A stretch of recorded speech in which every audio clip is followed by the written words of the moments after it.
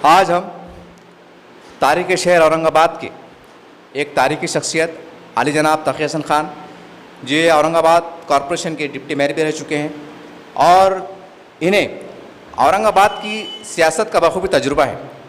शहरियान की एक राय थी, एक मुतालबा था कि इस चैनल के माध्यम से इस हालात के यहाँ के सियासी हालात पर गुफ्तगू की जाए और इनके मसाइल पे थोड़ी रोशनी डाली जाए। साहब, मेरा पहला सवाल ये था, शहरियान ने कहा था कि आखिर क्या वजह है कि तारीख़ शहर में सियासी बदलाव आने के बाद भी अगर कुछ रास्ते को छोड़ दिया जाए तो गलियों के और महल्ले जात के जो रास्ते हैं वो बहुत ही खड्डे हो चुके हैं, ख़राब हो चुके हैं।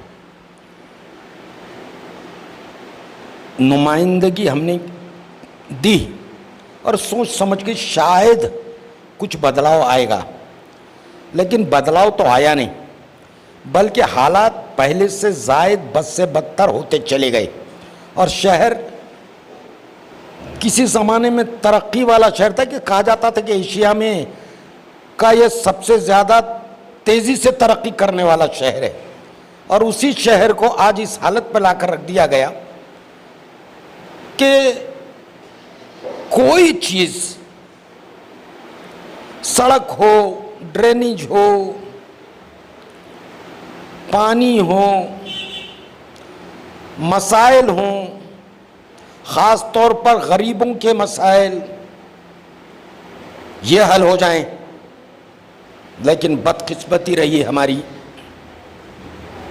कि हमने जिस मकसद के खातिर, औरंगाबाद के लोगों ने जिस मकसद के खातिर अपने वोटों का इस्तेमाल किया था, वो अपने मकसद में कामयाब नहीं हो सके और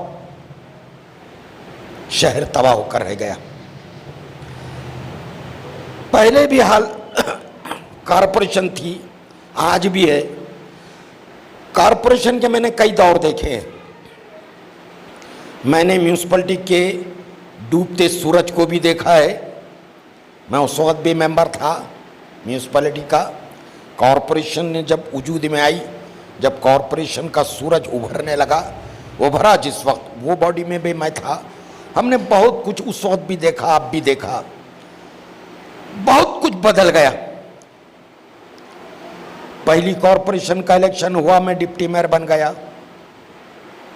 मुझसे अगर काम गिनाना शुरू करूं तो बहुत कुछ है। अपने वार्ड में अगर कोई मेंबर काम ना करे तो ये उसकी बदकिस्मती है, वो काम नहीं कर पाया। वार्डों के लोगों को चाहिए क्या? वक्त पर पानी, गढ़ों से पाक रास्ते, ड्रेनेज की बाज़ाब्ता सफाई, कुछ तालीम के मामले में आगे बढ़ो, ज़माने की रफ्तार के साथ अपने मोहल्ले को बढ़ाते चले जाओ। पहले कोशिशें हुई, उसमें कामयाब भी रहे। कहा जाता है कि गुज़िश्ता इलेक्शन में, फिर वो असेंबली के इलेक्शन हों, कॉरपोरेशन के हों या पार्लियामेंट के हों, बड़ी उम्मीदों के साथ लोगों ने वोट दिया। सबसे पहले असेंबली में वोट दिया। निगाहें असेंबली की तरफ उठी रहीं कि शायद मुसलमानों का 5% रिजर्वेशन तालीम के मामले में वो मंजूर हो जाएगा। हमने सोचा कि औरंगाबाद में अलीगढ़ यूनिवर्सिटी की ब्रांच भी डाली जा रही है और कांग्रेस के दौर में यह मंजूर हो गया। सूली भंजन की जमीन 3 एकड़ ले भी ली गई, लेकिन असेंबली में उसके लिए कोई जद्दोजहद की नहीं गई और उस मसले को हमेशा के लिए ख़त्म कर दिया गया। और बहुत से मामलात आए। औरंगाबाद में फसाद हो गया, 2 इंसानों को मौत के घाट उतार दिया गया, एक नौजवान को गोली लगी, एक बुजुर्ग को जिंदा जला दिया गया। किस मजहब से ताल्लुक रखते थे वो छोड़ो, हमारा अपना शहर है, हमारे अपने लोग हैं, लेकिन टोटल खामोशी छाई रही। ना मरने वालों को मुआवजा मिला, ना फसादात में जुल्म करने वालों को सजाएं। उसके बाद क्या क्या नहीं हुआ।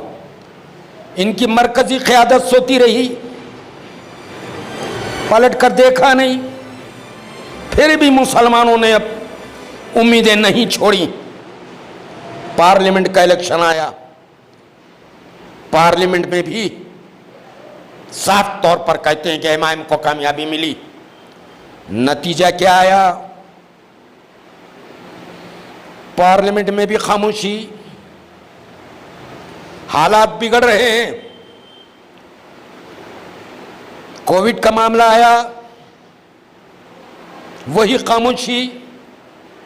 व्यापारियों पर जुल्म की बात आई, वही खामोशी। कहां तक रोया जाए और उम्मीदें क्या लगाई जाए इनसे? क़यादत मजबूत हो तो जमातें भी चलती हैं, क़यादत दयानतदार हो तो लाजमी बात है कि अपने नीचे जो इलेक्टोरल कर लोग आ रहे हो उनको वो दबा सकते हैं। अब एमआईएम की क़यादत, मैं कांग्रेस की भी बात कर रहा हूं। कांग्रेस के ज़माने में बहुत कुछ हुआ, अच्छा बुरा जो कुछ हुआ ठीक ही हुआ, इतना बुरा तो नहीं हुआ। बाबरी मस्जिद शहीद हुई, नरसिम्हा राव इसके जिम्मेदार रहे। कांग्रेस के लीडरों को भी इस बात का एहसास था कि यह गलती हुई। याद करो उन दिनों को। कांग्रेस के बड़े बड़े लीडर अर्जुन सिंह, पायलट, सुनील दत्त, ऐसे कई लीडर मेंबर पार्लियामेंट और मिनिस्टर रहे जिन्होंने रिजाइन कर दिया। यानी एहसास उनको भी था। जमातें होती हैं मुसलमानों की। उस वक्त मुस्लिम लीग थी। आज अभी मैं देख रहा हूं कि नरसिम्हा राव की 100वीं सालगिरह का जश्न मनाया जा रहा है। अवैसी साहब आपके अखबार में फ्रंट पेज पर एतमाद में नरसिम्हा राव की बड़ी सी तस्वीर है। इसकी तारीफ में जमीन और आसमान के क़ुलाबे मिलाए जा रहे हैं। और उसी मौके पर हैदराबाद की 2 मसाजिद शहीद कर दी गई। अगर मैं कुछ बोलूं, क्या यह जायज नहीं है कि यह तुम्हारी नाअहली का नतीजा है? उस वक्त भी जब बाबरी मस्जिद शहीद हुई तो उस वक्त मुस्लिम लीग का रवैया क्या था? बनातवाला साहब से पूछा गया कि बाबरी मस्जिद शहीद हो गई,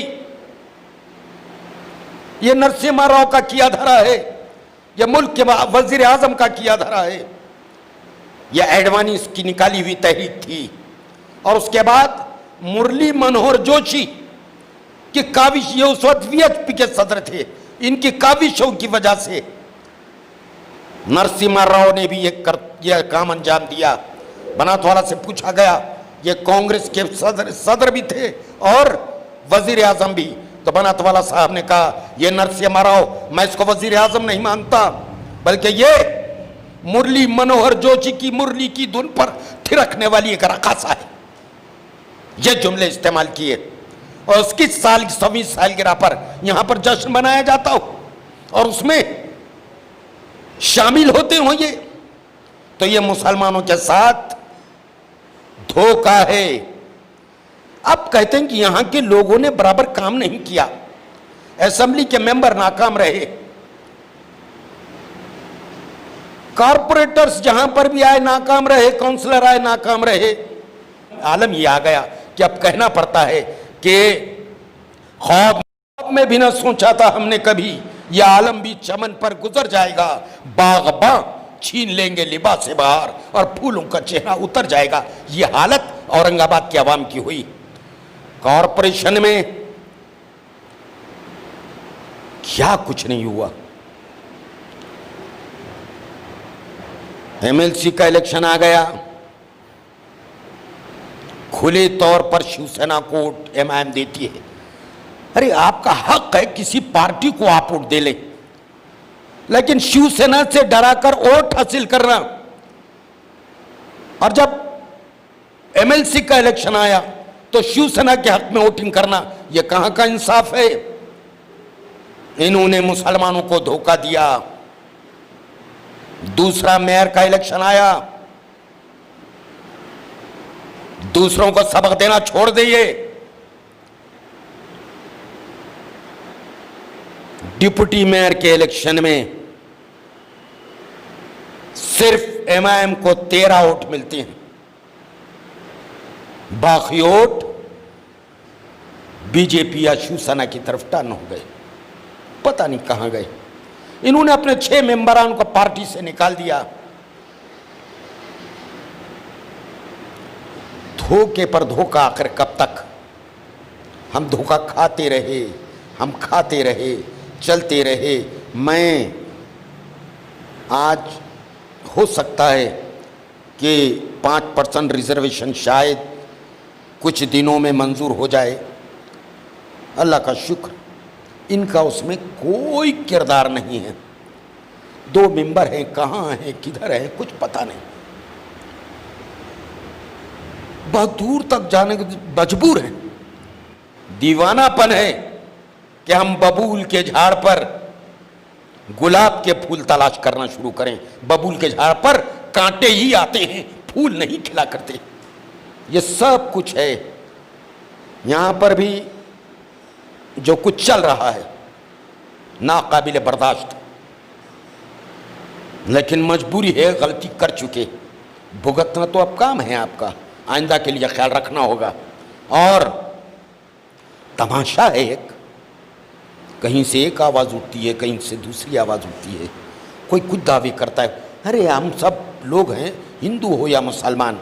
एक तो हैदराबाद का वाक़या मुसलमानों के लिए बहुत ज़्यादा तकलीफ दे है। एक करीमाबाद का एक लड़का अपने बाप के इलाज के लिए हैदराबाद आया। हैदराबाद आने के बाद उसके बाप का इंतकाल हो गया। कोई दवाखाने में एडमिट नहीं, इनके पास सब जगह एडमिट नहीं किया गया, मर गया। मरने के बाद ना कोई सवारी मिलती है, सबको डर है कहीं कोविड से ना मरा हो, ये कोरोना का मरीज ना हो। कोई सवारी उसको इधर कहीं और ले जाने के लिए तैयार नहीं। एक शहर से दूसरे शहर जा नहीं सकते, लॉकडाउन लग चुका है। कोई साइकिल रिक्शा तक नहीं मिला। जवान बेटा बाप की लाश लिए सुबह से शाम तक घूमता रहा। शर्म आनी चाहिए वहां की क़यादत को कि जिस कब्रिस्तान में गया, कब्रिस्तान में दफन करने के लिए भी उसको मना कर दिया गया, वहां से उसको हकाल दिया गया। फिरता रहा सुबह से शाम तक अपने बाप की। यह गलत बात नहीं है, मालूम कर लीजिए, बड़ी शर्म की बात है। घूमता रहा। किसी कब्रिस्तान में भी तदफीन के लिए भी जगह नहीं मिली। क्या कर रही थी क़यादत? फिर वो शख्स का एक हिंदू दोस्त था, वो हिंदू दोस्त मिला। आपको पता है उसकी तदफीन कहाँ हुई? उसकी तदफीन वहीं के शमशान भूमि में हुई। हिंदू भाइयों ने जगह दी कि अगर मुसलमानों के कब्रिस्तानों में जगह नहीं, कोई न देता हो, आओ हमारी शमशान भूमि में दफन करो। ये वायरस से नुकसान बहुत हुए, फायदे भी बहुत हुए। हिंदू और मुसलमानों में कुछ खुरबत बढ़ी। आज भी जरा देखा जाए तो कई जगह औरंगाबाद में चिताएं जलाई जा रही हैं, तो बाप के अर्थी में बेटा शामिल नहीं है। आग लगाने को बेटा बढ़ने से खौफजदा है। मुसलमान चिताएं जला रहे हैं, उधर हिंदू शमशान भूमि मुसलमानों के लिए कब्र के लिए जगह दी जा रही है। शायद कुदरत की तरफ से ये घनाउना जो तर्ज चल रहा है फिरका परस्ती का, उसको खत्म करने के लिए ये बहाना ना हो। दोनों तरफ हिंदू शमशान भूमि में मुसलमान की लाश दफन करने के लिए इजाजत देता है, दफन करते हैं।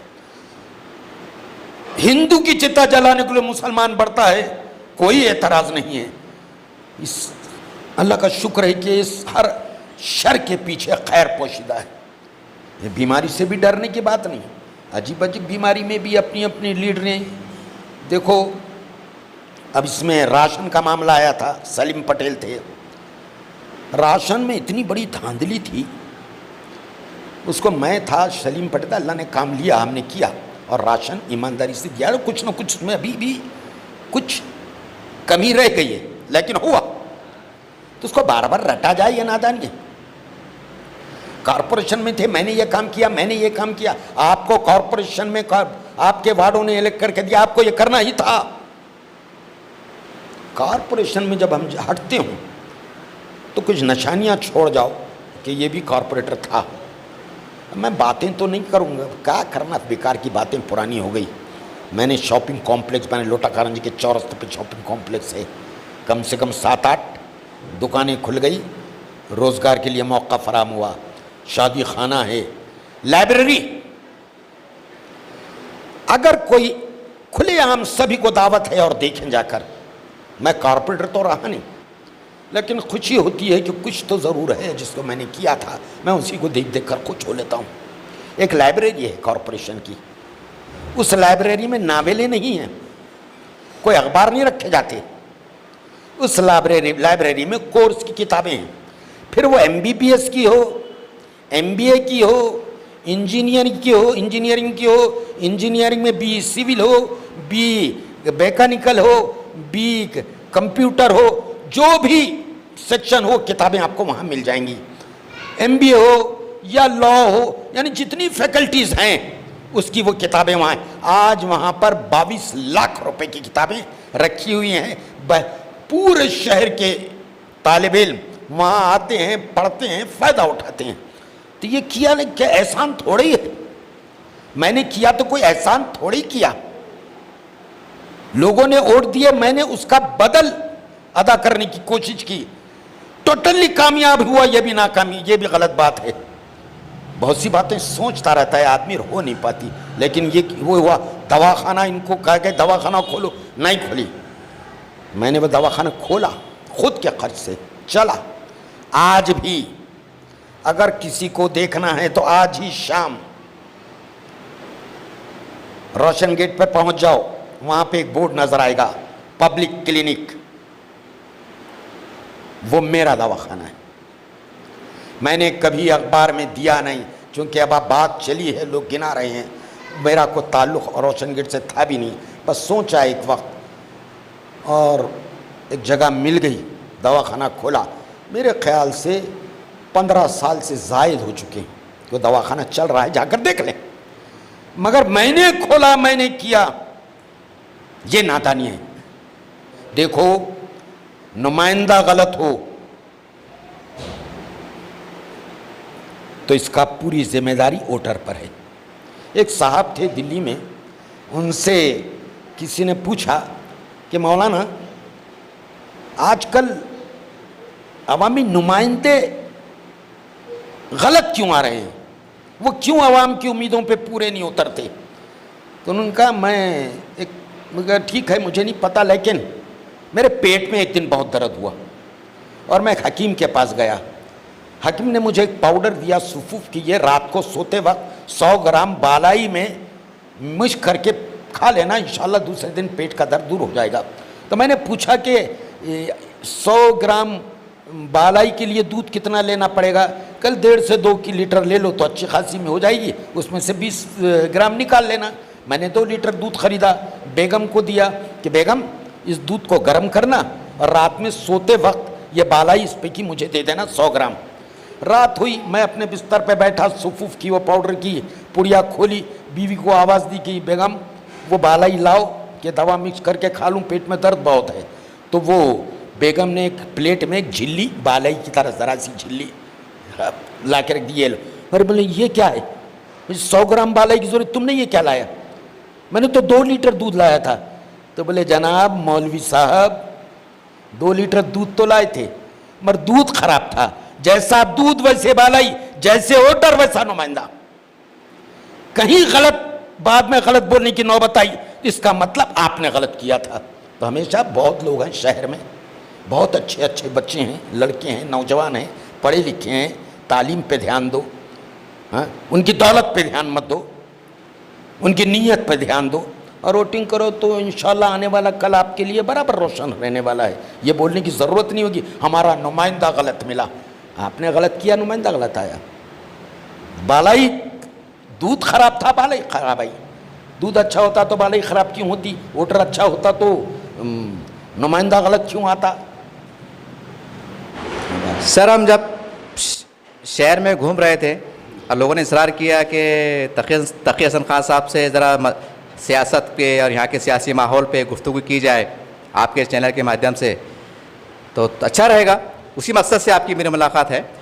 बहुत से नौजवान जो खेल कूद से दिलचस्पी रखते हैं, उनका मुतालबा था, इनका कहना था कि आम खास मैदान के ऊपर कई बार ऐसा बयानात भी आए कि इसको स्टेडियम बनाया में जाएगा। क्या आपको लगता है कि कभी यहाँ स्टेडियम बन जाएगा? बनना तो चाहिए लेकिन उम्मीद कम है। आप अच्छे नुमाइंदों को इलेक्ट कीजिए, उनके ज़िम्मे उनसे वादा कीजिए इलेक्शन में कि क्या आप ये काम करेंगे, उनको वादे के मुताबिक वोटिंग कीजिए, शायद वो मिलकर स्टेडियम बना लें। हम अगर आज ही गलत फैसला कर लें तो कल उसके फ़वाइद सामने नहीं आएंगे। अब मैदान खाली है, अगले कॉरपोरेशन के इलेक्शन में कुछ ऐसे नौजवान जो उस फील्ड में काम करते हों, जो पढ़े लिखे हों, जिनके अंदर एक जज्बा हो, वो लोगों को वोट दें। लाजिम बात है कि अपने मेयार पे पूरे उतरेंगे और वो बनना चाहिए। और ये गवर्नमेंट का भी काम है। 2-2 बहुत से मेंबर हैं हमारे शहर में, शिवसेना के भी हैं, उनसे भी बात करो, ये भी काम पर लगे हुए हैं। मेरा तो ये कहना है कि कभी कुदरत कुछ अजीब सा खेल खेल जाती है। जिस वक्त सीए का मामला उठा, एनआरसी का, उस वक्त हंगामे चले, एहतजाज चले। यूपी में बेहिसाब केसेस दाखिल करिए दूसरे स्टेट में जब बीजेपी गवर्नमेंट थी। अगर यहाँ भी बीजेपी की गवर्नमेंट होती तो पता नहीं कितने सैकड़ों मुस्लिम नौजवान जेलों में बंद कर दिए जाते। लेकिन कुदरत ने वो काम किया कि वो गवर्नमेंट गई और शिवसेना का चीफ मिनिस्टर बना और उसकी वजह से आसान रास्ते बने। एक आदमी भी कभी गिरफ्तार नहीं हुआ, नहीं तो बड़ी मुसीबत आने वाली थी। उस तरह इनसे भी नाउम्मीद होने की ज़रूरत नहीं। आप मेमोरेंडम दें, हम करेंगे, आप करेंगे, लोगों को जमा करेंगे और मेहनत करेंगे तो होने वाला क्यों नहीं? मैदान तो है। मैदान है किस लिए? फिर वो स्टेडियम बन सकता है और बनना चाहिए। सब ने मिलकर, मैं छोड़ो अवामी नुमाइंदों को, ज़रा एक तहरीक अगर चली और बॉम्बे तक ये तहरीक चलती रही, परवाह नहीं, कुछ काम के लिए हमको यहाँ से बॉम्बे तक पैदल जाना पड़े तो जाएं। गवर्नमेंट को मजबूर करें और गवर्नमेंट सुनती है, उसको मनवाने वाला लोग हों ना। अगर नुमाइंदे करते हों तो आवाम में बेदारी पैदा की जाए और आवाम में कोई एक ग्रुप बनाया जाए और वो ग्रुप मुतालबे पे मुतालबा करता रहे। कामयाबी नाकामी अल्लाह के हाथ, मेहनत करना आपका काम, इंशाअल्लाह बन कर रहेगा अगर हम मेहनत करें तो। सर, एक सवाल और था। हमारा औरंगाबाद तारीख़ शहर में वफ़ की प्रॉपर्टी बहुत है। अब उस पर कई कब्ज़ेजात भी है, कई सरकारी इमारतें भी है, वो बहुत से सवालात है। लेकिन अक्सर ये देखा गया है कि औरंगाबाद से वफ़ के तहफ़्फ़ुज़ के लिए कई आवाज़ें उठती है लेकिन बाद में खामोश हो जाती हैं। क्या इसके ऊपर आप कुछ कहना चाहेंगे? वफ़ के ख़िलाफ़ आवाज़ें उठती हैं और वो खामोश हो जाती हैं? नहीं, आवाज़ें उठती हैं और वो खामोश कर दी जाती हैं। और खामोश करने के 50 रास्ते हैं। औक़ाफ़ में मेंबर्स अच्छे हों, लोग अच्छे हों, अवामी बेदारी हो। मुसलमानों की जायदाद है, उनके पुरखों की जायदाद है, मुसलमानों के लिए है। उसका इस तरह लूट खसोट होना ये नाकाबिले बर्दाश्त है। औक़ाफ़ की एक बात करेंगे आप, मंशा वक्फ क्या है? बेरोजगार लोगों को रोजगार के लिए पैसे मुहैया किया जाए, जमीन दी जाए। पैसे दिए जाएं, बेवाओं को वजीफे दिए जाएं, गरीब तलबा को वजीफे दिए जाएं। ये मंशाए वक्फ है, ये 3 चीजें। और वो मंशाए वक्फ से ये कितने के सौ दूर है पता नहीं।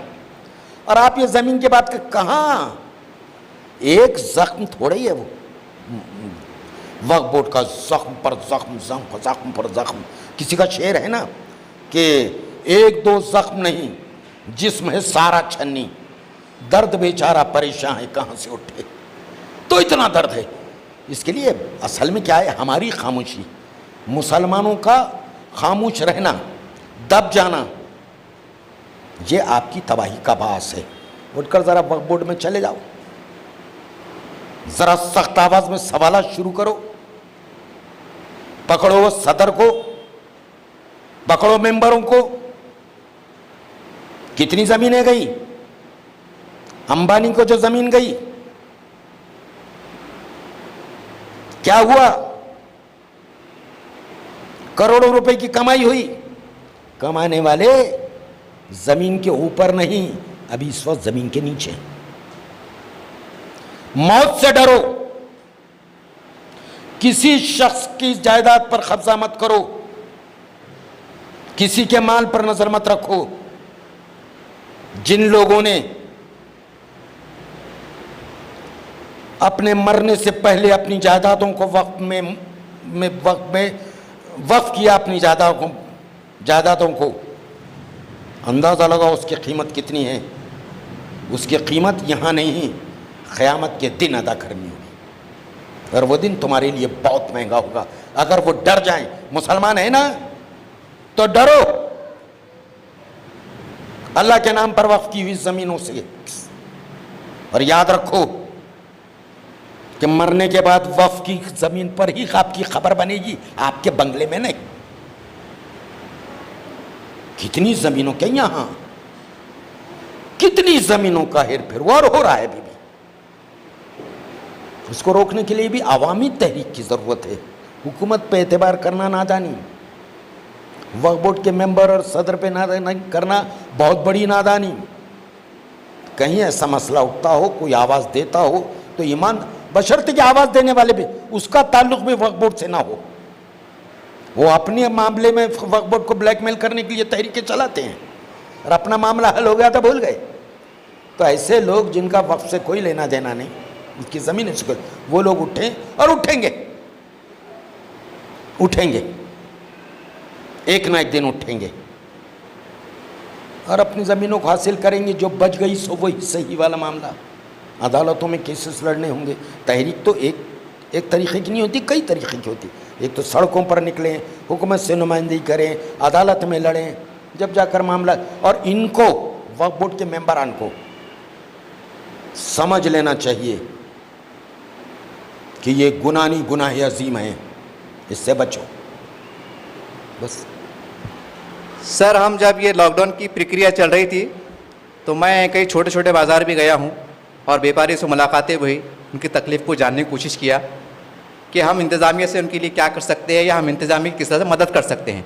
तो एक अजीब सा, एक बहुत से जो पुराने व्यापारी थे जिनकी उम्र 60-65 साल, वो आज भी हयात है, तो उन्होंने कहा था कि जब राजेंद्र जडेजा जी आमदार हुआ करते थे, एजुकेशन मिनिस्टर से, गृह मंत्री थे, तो जब अगर हमको सताया जाता था, खैर पुलिस अपना काम करती है, उनकी जिम्मेदारी है, जवाबदारी है, वो अपना काम फ़र्ज़ निभाते हैं, लेकिन ट्रैफिक के नाम पे जैसा कुछ सख्तियाँ भी हो जाती थी, तो उस टाइम के व्यापारी, एक लोकमत भवन को एक फ़ोन जाता था और पता नहीं उधर से सेक्रेटरी साहब या दड़ा जी या पता नहीं जो भी उधर से एक फ़ोन आता था, और फ़ोन पे क्या आदेश आता था या क्या बात होती थी या उनको क्या समझाया जाता था पता नहीं, फिर पुलिस डिपार्टमेंट जो है तो कुछ सुलह समझौता करके वापस चला जाता था। यानी कि व्यापारियों को उस टाइम नई के बराबर तकलीफ थी। हम ये नहीं करें कि पुलिस प्रशासन गलत था, पुलिस प्रशासन का अपनी एक ड्यूटी होती है, लेकिन कहने के उन्होंने एक ऐसा एक माहौल बनाए थे कि जो भी मुसलमान को कहीं अगर रास्तों पर धंधा पानी करने में तकलीफ होती थी तो सीधा लोकमत भवन को फ़ोन जाता था। तो बहुत से व्यापारियों ने बोले कि आज वही माहौल लोकमत भवन हेल्पलाइन के शुरू हो सकती है। वो मामला जो था मैंने भी देखा कि ये जो छोटे व्यापारी हों या कोई रेत वाले हों, इनको पुलिस सता रही हो, तहसीलदार सता रहा हो रेत को बिला वजह, कानून है तो दुरुस्त। ये मंडी में बैठने वाले, शाहगंज में बैठने वाले छोटे छोटे व्यापारी जो अपने पेट पालने के लिए करते हों धंधा, वहाँ कोई सताता और अगर दड़ा साहब तक वो बात पहुँचती तो मसले को हल होने में 2 मिनट से ज़्यादा नहीं लगते थे। वो जायज़, अगर वो एक पुलिस कार्रवाई कर रही हो ट्रैफिक के लिए ठीक, कॉरपोरेशन कार्रवाई कर रही हो ठीक, लेकिन वो इस वक्त आज भी वहां से किसी हॉकर को, कोई कटलरी की गाड़ी लगाने वाले को, किसी आम की, जाम की, मेवे की गाड़ी लगाने वाले को वहां से हटा नहीं सकता कानूनन। इसलिए कि कॉरपोरेशन के कानून के मुताबिक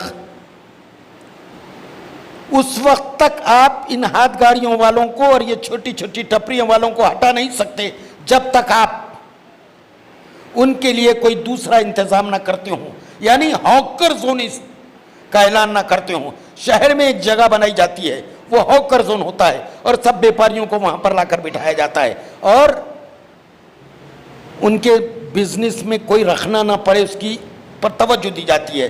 वही बात थी, आज याद दिलाने वाला कोई नहीं। दड़ा का एक फोन, दड़ा जी का एक फोन कानून के तहत इनको मजबूर करता था कि किसी को हाथ ना लगाएं और इनमें हिम्मत नहीं थी कि आकर किसी छोटे से व्यापारी को या बड़े व्यापारी को छेड़ कर दिखाए। ऐसा कुछ नहीं था। अब वो ज़माने हैं, लोगों की गलत फहमियाँ भी हैं। दड़ा साहब इलेक्शन हार गए, इनकार नहीं। हारने से लेके आज तक, अभी तक, लॉकडाउन होने तक, सरकारी छुट्टियां छोड़कर बाकी दिन में एक दिन भी दड़ा साहब का वो ऑफिस जो वो एमएलए थे, वो जो ऑफिस था, आज भी वो ऑफिस खुला है। जो स्टाफ था उनका एक पीए वहाँ बैठा हुआ है, वहाँ टाइप कंप्यूटर की पर एक आदमी बैठा हुआ है, 2 आदमी और काम कर, वही स्टाफ, वही बिल्डिंग, वही काम आज भी जारी है। मैं जो बात कर रहा हूँ, आज भी ये लॉकडाउन खुल जाने के बाद जाकर ज़रा देखिएगा वहाँ पर, तो पूरा स्टाफ है और आपकी कोई ज़रूरत है तो आप वहाँ लेटर दे दीजिए कि मेरा ये काम है, आपको दूसरे दिन दादा जी का लेटर साइन के साथ उस डिपार्टमेंट के लिए मिल जाएगा। ये आजमा कर देखे लोग, अगर गलत है तो फिर मुझसे गुफ्तगू करो, लेकिन ये दिन इस वक्त ऑफिस बंद है। या जाके पूछ ले वहाँ पर वो भी है, हरिभाऊ बागड़े का ऑफिस भी बाजू में है। हरिभाऊ बागड़े स्पीकर थे, वहां लोग कम और इधर लोग ज्यादा नजर आते थे। क्या बात है, लेकिन लोगों की समझ में ना आती हो, ना आए, कुछ भी बहस करते बैठ जाएं, बेमानी सी बात, कोई बात में दम नहीं है। वो आदमी आज भी, कल भी काम करता था, आज भी है, अभी भी वो कर रहे हैं, उनका ऑफिस चालू है, उनके आदमी बैठे हैं। आपकी अपनी कोई शिकायत किसी के खिलाफ है तो वहाँ जाइए, वो आपकी नुमाइंदगी करेंगे, आपको लेटर देंगे, फ़ोन करेंगे या अपना आदमी देंगे। वो है, आज नहीं, इसको हम क्या करेंगे, हमारी मजबूरी है। लेकिन ना होते हुए भी है तो जब वो थे तो क्या नहीं होता होगा, सभी कुछ हो जाता था। एक काम बोल दो तो फ़ोन आता दड़ा सबका डायरेक्ट, ये काम हो, जो आपने लेटर ले गए थे वो काम हुआ या नहीं हुआ। तो ये हालात के साथ बदल गए, वो आदमी बदला नहीं आज भी। सर एक और सवाल है कि मैंने भी देखा हूँ और कई लोग आज की गवाह हैं कि दादा जी के ज़माने में, क्योंकि ये सच्चाई है कि मुसलमानों को सरकारी नौकरी नहीं मिलती है, जो अहल उनको मिल जाती है, लेकिन कहीं ना कहीं ये सच्चाई है कि आज हमारा सरकारी नौकरी में ग्राफ गिरते जा रहा है और हम 1% से भी कम आ चुके हैं। ये सच्चाई है। अब सरकारी नौकरी तो हर लीडर दिला नहीं सकता, ये बात सच्चाई है। तो दादा जी ने एक हिकमत अमली इख्तियार किए हुए थे कि वो क्या करते थे कि अपने जो कार्यकर्ता थे, वार्ड के जिम्मेदार थे, उनके चाहने वाले छोटे मोटे कार्यकर्ता होते थे, 20-25 ग्रुप बना के उनको बैंक से, DIC से, बीज भंडोल से लोन दिला दिया करते थे ताकि वो रोजगार मिल जाए, वो मुस्तहकम हो जाए। आज उसकी कमी महसूस हो रही है। कई नौजवान बच्चों ने बोले थे कि भाई उस ज़माने में लोन मिलता था। तकी साहब से पूछना आपने कि दादा साहब अगर हमारी नुमाइंदगी करे तो क्या आप हमको जैसा आप उस ज़माने में दिला दिया करते थे, क्या आज भी वो माहौल दोबारा जिंदा हो सकता क्या? अगर कोई बेरोजगार है, उसको ज़रूरत महसूस होती हो, किसी डिपार्टमेंट में लेटर देना हो, तो दादा साहब के पास जाओ, उनसे बात करो, वो आपको लेटर देंगे, वहाँ पर वो आपकी नुमाइंदगी करेंगे। और ये होने वाला है, ना हो तो फिर मुझसे बात कीजिएगा। ये होता है, ये कि आप छोड़िए उसको भी, सरकारी नौकरियां, फला, रोजगार, लोकमत में आ जाइए। वो लोकमत तो उनका बिजनेस है, अपन क्या बोल पाएंगे। लेकिन लोकमत में हजारों एम्प्लॉय हैं और उसमें मुसलमानों की तादाद 25% से ज्यादा। गिन लो जाके, लोकमत के अच्छी जगह पर बैठे हुए लोग सब मुसलमान मिलेंगे। इसको क्या बोलेंगे आप? जाओ अभी, अब शायद आप पहचानते होंगे, मुजीब है, नज़ीर है और कौन को बहुत से, ये तो आपको यहाँ नजर आ रहे, ये आपको वहाँ बैठे हुए नजर आ रहे रिपोर्टर। अंदर जो काम कर रहे हैं, इंग्लिश अखबार है, मेन कौन बैठा है तो मुस्लिम है, वहाब साहब के बेटे, वो वहाँ हैं। अंदर जो प्रिंटिंग मशीनें हैं, बड़ी तादाद में मुसलमान हैं। वहाँ जाकर देखो, उनका हेड गार्ड मुसलमान है। यानी समझ में नहीं आता। मेरे हिसाब से 25% से ज़ायद हैं, मैं तो 35 तक पकड़ता हूँ, लेकिन 25 तो पक्के हैं कि उनके पास के स्टाफ में 25% मुसलमान आज भी हैं। आप जहाँ गेट पर खड़े हो जाओ, आप ये बेहतरीन एक सुलझा हुआ आदमी, छोटी सी दाढ़ी, देखे होंगे, एक गार्ड खड़ा है, हेड गार्ड, वो मुस्लिम है। अब इसके बाद अगर कोई सवाल उठाता हो तो उसकी नादानी पे रोना नहीं तो और क्या करना चाहिए है? जाओ।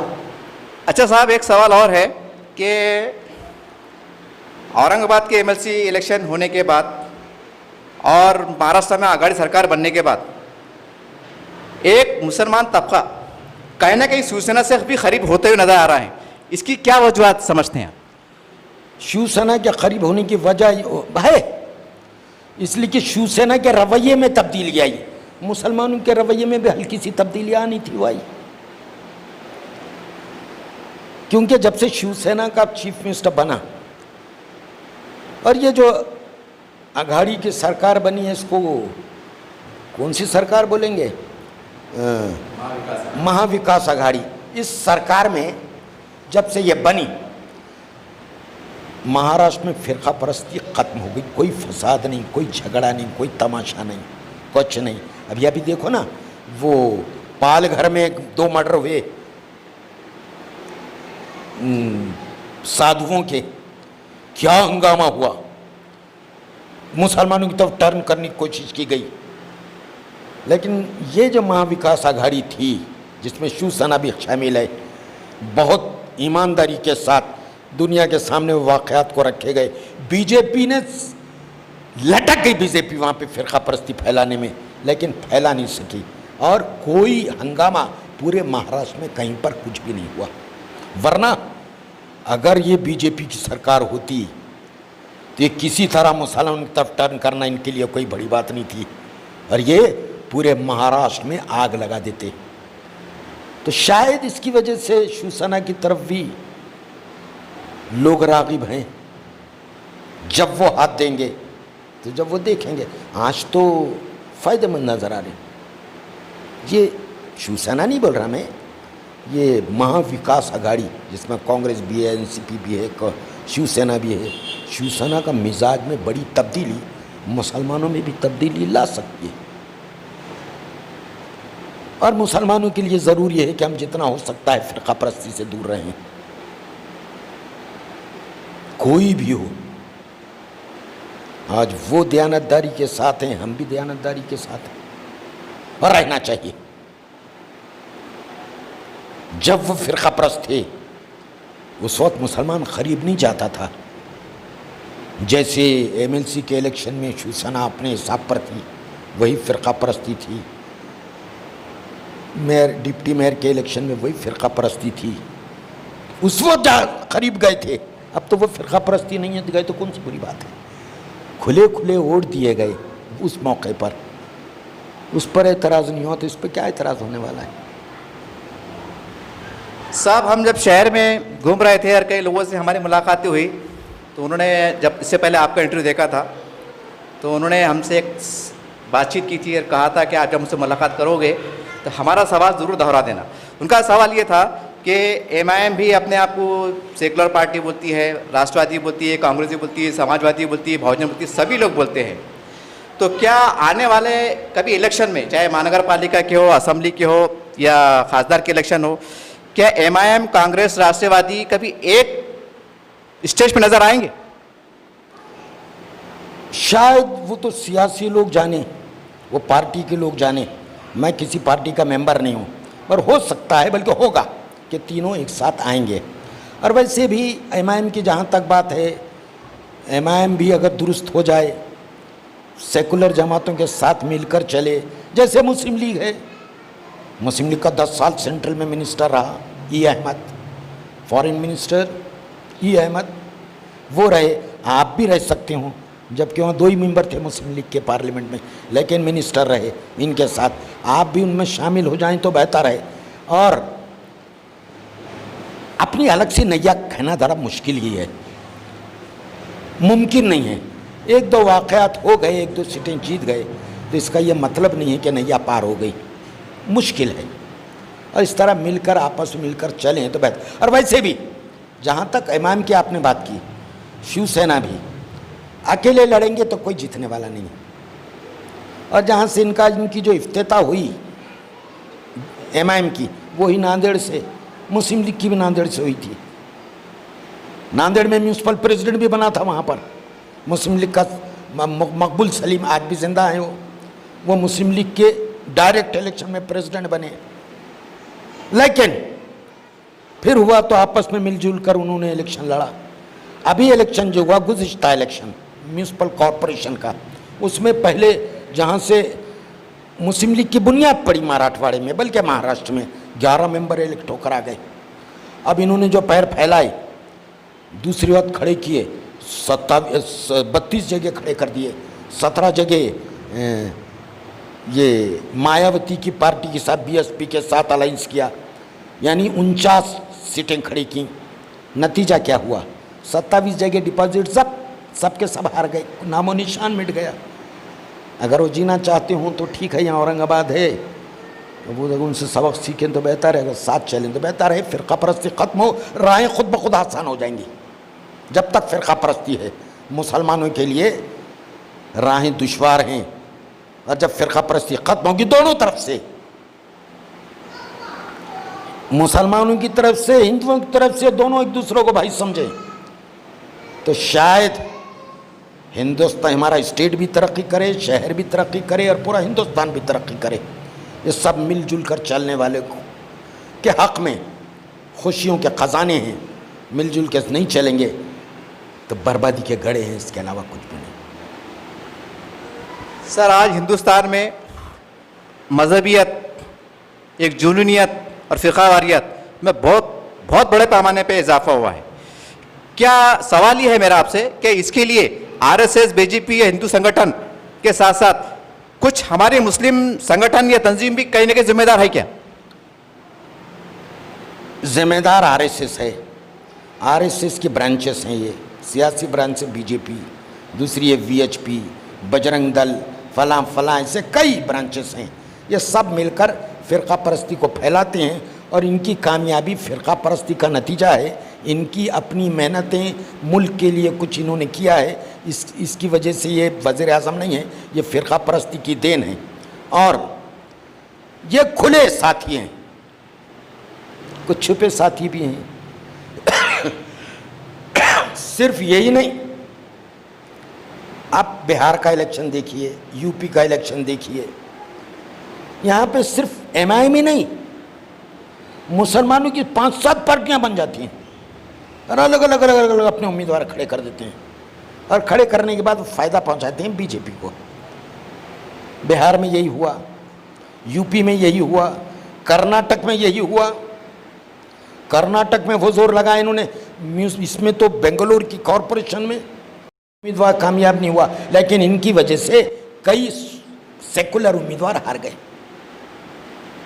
वहाँ के एक मिनिस्टर थे, इंतकाल हो गया, अल्लाह जन्नत नसीब करे, कमरुल इस्लाम। वो एक ज़माने में मुस्लिम लीग के असेंबली के मेंबर थे, 3 मरतबा मुस्लिम लीग के टिकट कर गुलबर्गा से जीते, बाद में फिर कांग्रेस से लड़े, और बाद में मिनिस्टर बने, मेरे दोस्त थे, तो मैंने उनसे पूछा, मैंने पता नहीं बीमार हो गए थे, उनको फॉलिज का अटैक हुआ था, तो मैंने उनसे पूछा कि अरे यार इलेक्शन हुआ आपने पता, मैं समझा आप नहीं खड़े हैं, पता ही नहीं चला, मैं आता। बोले यार मैं भी सोच रहा था, मेरे को भी फुर्सत नहीं मिल रही, ये एमआईएम ने मेरे को तंग करके रखी यहाँ। बोले मैंने क्या करी थी, क्या था उसमें? बोले करते कुछ नहीं यार, ये जाके हिंदू एरिया में तकरीरें करके हिंदुओं को गालियाँ देते, तो मेरे को जो हिंदू वोट मिलने वाला है वो कट जा रहा, वो डरता खाली। मेरा अल्लाह का शुक्र है कि मैं जीत गया और आज मिनिस्टर हूँ। तो ये काम बंद हो जाने चाहिए। आप जीतते हो ठीक है, ना जीतते हो ज़बरदस्ती। महाराष्ट्र में क्या हुआ, एक बड़ी शख्सियत आरिफ नसीम खान, जिनकी वजह से अलीगढ़ यूनिवर्सिटी का की ब्रांच का मंजूरी ली गई, जिनकी वजह से 5% रिजर्वेशन की करारदाद वो हुई, हाई कोर्ट सुप्रीम कोर्ट तक गया केस और जीते। ये आरिफ नसीम खान का काम था, और वो आरिफ नसीम खान खड़े थे और वहाँ पे एमआईएम का उम्मीदवार खड़ा कर दिया गया, सिर्फ 1100 वोट लिया और वो बेचारे 322 वोट से हार गए। ऐसे कई जगह हुआ ये। तो सोच समझ कर चले, मुसलमानों की भलाई के लिए लड़ो, आप भी, आप लड़ते हो तो लड़ो, लेकिन किसी को गिराने के लिए लड़ना यह नादानी है। अभी इसी इलाके को देखो, आपकी गलियां चलना फिरना दुश्वार, कारपोरेटर बेचारा कौन था पता नहीं, कुछ नहीं, एमएलए फंड कहाँ गया? एमएलए जाओ ना, एमपी फंड भी डूब गया, अब तो 2 साल वो भी नहीं है। पहले एमएलए फंड था 5 साल का, 5 साल यानी 20 लाख 10 लाख 2 करोड़ रुपया, 10 करोड़ रुपया, 10 करोड़ रुपए में से अगर 10 लाख भी दे दे तो आपका महल्ला दुरुस्त हो जाता। कहीं पर भी कुछ नहीं, और कहीं पर इन्होंने किया हो तो बतलाएं कि ये किया, कहीं पता नहीं।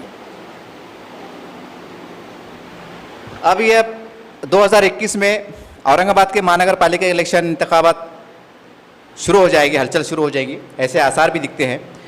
क्या आप एक सियासी, आप महापौर भी रह चुके हैं, आप एक सियासी शख्सियत भी है, आपको बड़ा गहरा तजुर्बा है औरंगाबाद, आप औरंगाबाद की सियासी नब्ज़ को समझते हैं, क्या आपको लगता है कि कारपोरेशन के इंतखाबात में एमआईएम, कांग्रेस, राष्ट्रवादी पार्टी ये कहीं ना कहीं मिलकर इंतखाबात लड़ सकते हैं? ये पार्टियों पे मुनहसर है, एमआईएम कभी आपके साथ आने वाली नहीं, ये मेरा दावा है, खुली बात है, आप भी जानते हैं अच्छी तरीके से। 25 बातें हैं जो उसके पीछे छुपी हुई हैं, वो नहीं लड़ेंगे, और इन पर एतबार भी शायद ही करने वाला कोई हो। अब दीवाना है वो, जो करता हो तो उसको हम क्या करेंगे। मगर ऐसा लगता कि ये कभी साथ नहीं आएंगे। हाँ, एनसीपी, शिवसेना, कांग्रेस ये साथ में आने के चांसेस हैं और इसका फ़ायदा होने वाला है। ये भी आ जाएं तो बुराई क्या है, बीजेपी के खिलाफ बड़ा दुश्मन है, उसको हराने के लिए ये भी शामिल हो जाएं। अगर ये कोशिश करें तो ये भी साथ रह सकते हैं, और हो सकता है इस इत्तेहाद के सदक़े में तुमको मेयरशिप भी मिल जाए। डिप्टी मेयर बनना कोई मुश्किल नहीं। अरे उनको थोड़ी सी 25 चुनकर आ गए और डिप्टी मेयर नहीं, कहने लगे कि हम सिर्फ 25 थे इसलिए डिप्टी मेयर नहीं। अरे मुस्लिम लीग के 3 आए थे, मैं कैसे डिप्टी मेयर था? सिर्फ 3 थे, 25 नहीं 3 थे, लेकिन मेयर था, मैं मेयर था। इकबाल मुजाहिद स्टैंडिंग कमेटी का मेंबर बार हर साल, और अयूब जागीरदार एक कमेटी के चेयरमैन। ये सब कुछ हो सकता है, नीयत नेक हो, खाली साथ में चले। इलेक्शन लड़ा, बाद में साथ में चले, ईमानदारी से चले, ना उन्होंने तकलीफ दी ना हमने तकलीफ दी, नैया चलती रही। अब तो मामला कारपोरेशन का ये है कि कारपोरेशन खुद कर्ज में डूबी हुई है, सूद अदा करना मुश्किल जा रहा है। यानी जो बिल्डिंगें हैं ना कारपोरेशन की, ये भी रहन रख दी गई बैंकों के पास। आज तो ये हालत, ये वो कश्ती है जिसके पतवार ही रहन रख दिए गए, तो कश्ती चले कैसी? सब मिलकर अगर एक साथ मेहनत करें तो शायद नैया किसी हिचकोले कम खाने लगे। किनारे लगना तो मुश्किल है, कुछ नहीं इनके पास, तनख्वाहें देने को पैसे नहीं है। अब तनख्वाहें कहाँ से दें, वो भी पब्लिक से ढूंढो, कहाँ से पैसा निकाला जाए। ये 2 महीने में 4-5 करोड़ रुपए कहाँ से लाएंगे? टैक्स देने वाला कोई नहीं, तो फिर ये मास्क नहीं लगाया 500 रुपये जुर्माना, दुकान वक्त पे बंद नहीं किया 10,000 रुपये जुर्माना, दुकान खोला क्यों जरा सी 5,000 रुपये जुर्माना। कई करोड़ रुपए वसूल हो गए, तो इस पर तो कॉरपोरेशन चल रही है। अब अच्छे लोग जाएंगे, संजीदा जाएंगे तो, वरना ये जो सड़कें हैं ना, ये भी नजर नहीं आएंगी, तबाह हो जाएंगे। तो इसके लिए वोटर्स को जागना होगा, अच्छे उम्मीदवार हों, कोई भी उम्मीदवार। पहली बार 50% लेडीज, अब रह गए 50 में भी जाहिल, पढ़ा लिखा कोई नहीं। अब आपको बताऊं एक बात, कारपोरेशन से बड़ी नादानी, कैसे कैसे लोग हैं, ग्रुप लीडर हैं, इनसे पूछो पानी नल में क्यों नहीं आ रहा है, 10 दिन में पानी क्यों? तो कहने लगे वो पानी उधर से नहीं आ रहा, टाकी में नहीं चढ़ रहा, टाकी में नहीं। अरे टाकी वाकी को छोड़ो, पानी का ना आना वजह है MBR का डाउन हो जाना। अब MBR क्या है? MBR इसका फुल फॉर्म क्या है? जितने अपोजिशन लीडर गुजर गए ना इनके पास ये 5 साल में, जितने हाउस लीडर गुजर गए, जितने मेयर गुजर गए, जितने डिप्टी मेयर गुजर गए, इनके फ़ोन नंबर ढूंढना कोई बड़ी बात नहीं है। इनसे पूछो कि MBR का फुल फॉर्म क्या है। इनको यह भी नहीं मालूम कि MBR है क्या चीज़ और MBR का फुल फॉर्म क्या है। MBR यानी जब पानी जैकवाड़ी से आता है और वो नक्षत्रवाड़ी में साफ होता है, उसके बाद पानी की टाकी है, ऊपर टेकड़ी है, टेकड़ी पर एक टाकी है जिसको मास्टर बैलेंसिंग वेयर कहा जाता है। इनको नहीं पता मास्टर बैलेंसिंग वेयर। अगर मास्टर बैलेंसिंग वेयर का पानी का लेवल 2.5 मीटर से नीचे है, शहर को पानी मिलने वाला नहीं, और वो 2 फीट भी नहीं हो पा रहा। वजह क्या है, उस पर तवज्जो देनी चाहिए। MBR अगर डाउन हुआ तो शहर का पानी गया, कोई टाकी में पानी बराबर आने वाला नहीं। MBR, इनको MBR ही नहीं मालूम, MBR का फुल फॉर्म नहीं मालूम, कुछ तो पता नहीं है। वो बात करेंगे तो वो टाकी पानी आता, फला होता। अब बहुत सी बातें हैं, अब कहाँ तक समझाते बैठेंगे, टाकी का पानी कैसे भरा जाता है। टाकी का लेवल आ गया, देख लिए कि भाई लेवल आ गया, घर आ गए, टाकी तो भर गई। टाकी भरने से पानी नहीं आता।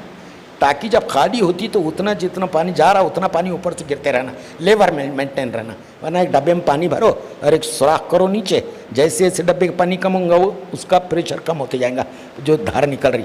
तो वैसे ही टाकी का पानी कम होता जाए तो टाकी का वो टाइम ख़त्म होने तक के लेवल उतना ही होना उसका। तो ऊपर से पानी, उसको बोलते सपोर्ट पानी का, वो है ही नहीं। इनको पता ही नहीं है, MBR नहीं मालूम, ये नहीं मालूम, तो कहाँ से पानी आने वाला है। कुछ तो पता हो, पूछ लो उनसे MBR क्या चीज़ है। अब मैंने गलती से बोल दिया, अब क्या पूछेंगे? तो खैर अभी भी पूछो, MBR का फुल फॉर्म तो भी नहीं बोल पाते, उनको मालूम ही नहीं है क्या है क्या ये। बहुत सी चीज़ें हैं। एक मरतबा मैं कॉरपोरेशन में खड़ा हुआ, अब उस वक्त अपोजिशन लीडर, ये ग्रुप लीडर वो खड़े हुए। मैंने पूछा कि यार ये कॉरपोरेशन है, तुमने सेनेट मेंबर के लिए क्या किया? कौन गया? मार्केट कमेटी को कौन गया? बोले यहाँ से कहा कि मार्केट कमेटी और सेनेट मेंबर आया।